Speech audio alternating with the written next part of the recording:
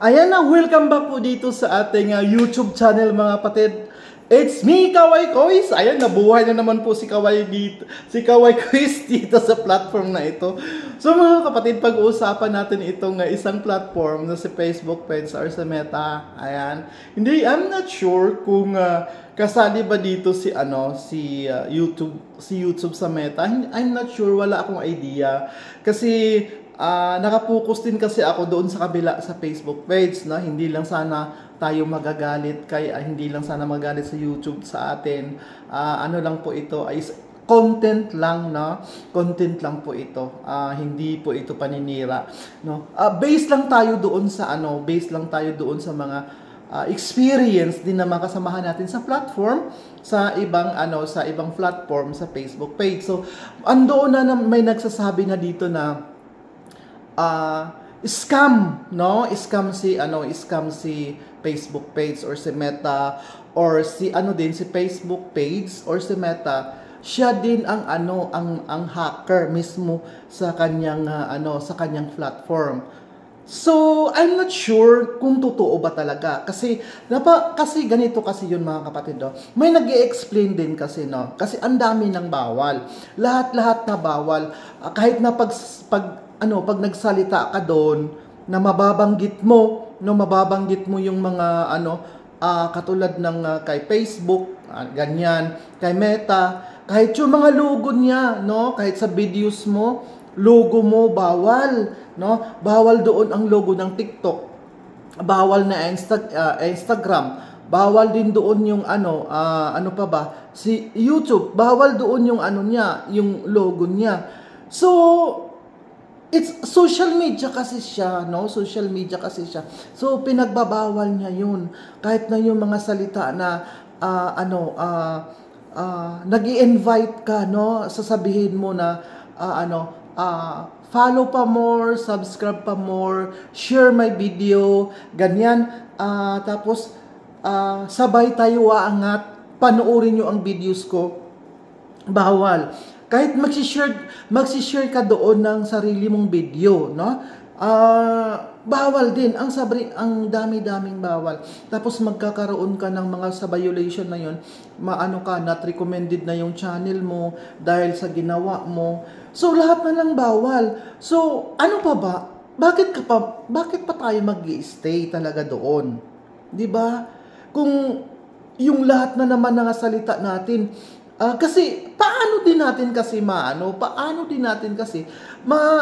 halimbawa gagawa tayo ng video, no? Paano natin ma-describe ang ating channel kung maraming bawal na masalita? 'Di ba? Kaya yung iba, ang sabi nila talaga, siya din daw ang may pakana noon. Dati yung gumawa din siya ng free music, no? Tapos nung gumawa siya ng free music na ginamit yun ng mga social media doon sa Facebook page, no, katulad sa amin mga content creators. No, ginamit namin yun. Nung habang ginamit namin na tumataas yung aming earnings, nang nalaman niya na ganyan, na naman niya, binago na naman niya, nag-down na naman. So, 'di ba? Bakit kaya ganun siya? Nagtataka nga, bakit kaya ganito siya? Anong ibig niyang sabihin? 'Di ba? Na lang mga kapatid, ito na lang kahit sasabihin mo na panoorin yung videos mo, yung mga nanonood sa iyo, sasabihin mo na mag-follow sa iyo or mag-subscribe sa iyo, bawal. Kasi hahayaan daw natin na ang sabi ng iba, hahayaan na lang daw natin yung mga viewers natin. 'Di ba? Siyempre, ang mga viewers natin pag nanood sila doon sa videos natin, siyempre hindi sila ma-inform or baka nakalimutan nila na mag-follow sa atin o mag-subscribe sa atin, 'di ba? Tapos ganun daw bakit daw bawal yung mga sasabihin mo na follow po kayo sa akin at para sabay tayo uangat. Bawal yun kasi fake parang fake impression. O tama ba? Parang fake siya na hindi ikaw mismo na content creators, parang sinasabihan mo lang yung mga viewers mo na ganyan para ma-follow ka, 'di ba? Pero hindi naman pala talaga totoo. Parang ganun ba? Parang fake yung sinasabi mo para sa kanila. Ang hirap siya. Ang dami-dami talaga. Oo, ang sobrang dami.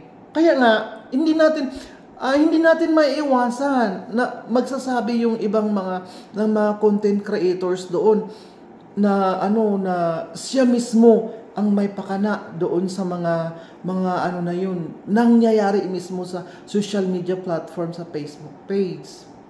Kasi wala kahit ang bilis lang talaga niya kahit yung mga title na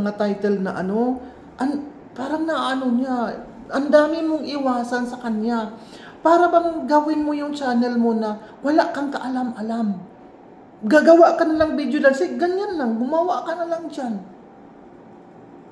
Sige, pabayaan mo na lang yung videos mo dyan. Siyempre, gagawa tayo ng videos natin at mag-explain tayo at mababanggit natin yung iba kung ano ang importante sa videos natin. Paano natin maipailiwanag ng maayos yung videos natin? 'Di ba? Kasi sa social media, kailangan mo mag-invite sa kanila, kailangan mo sabihin, "Huy, ipanoorin niyo ang video ko, i-follow niyo ako, i-share niyo sa iba para alam."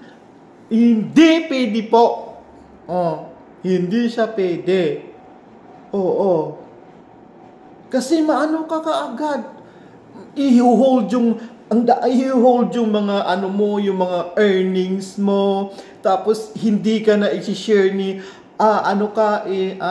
not recommendable na sa mga audience mo. Tapos blah blah blah, ang dami-dami niyang alam.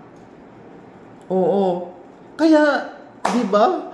Totoo ba kaya talaga na ni-scam na lang tayo o siya mismo ang hacker? Hinahack niya tayo? Siya din ang gumagawa ng paraan?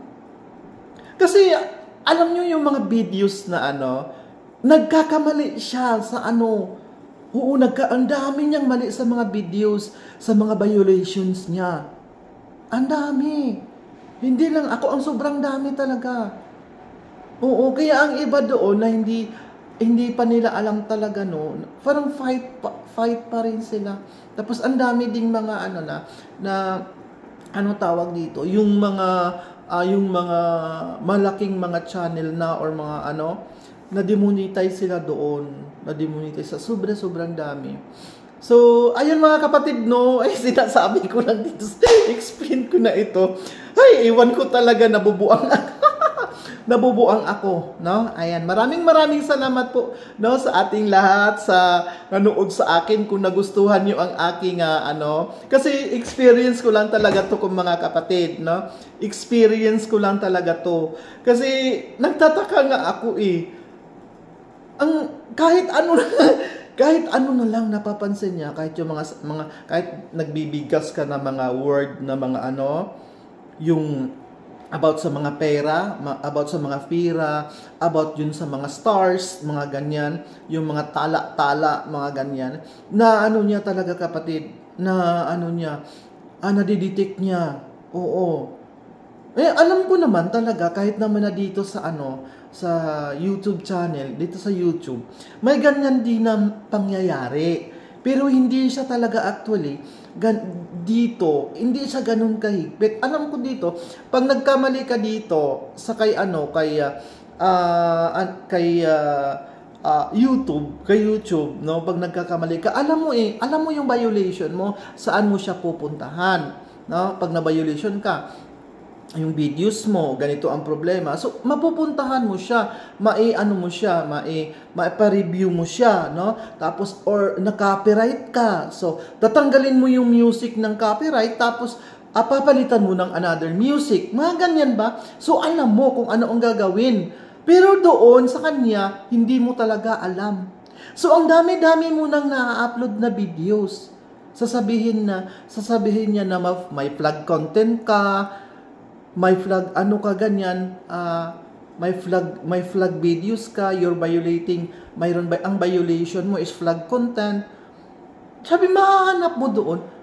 Hindi mo ma-emphasize o maano kung saan na video yung nagkaroon ng violation. Kasi kung alam mo kung saan ka nagka-violation, madidelete mo siya or may gagawin ka na paraan.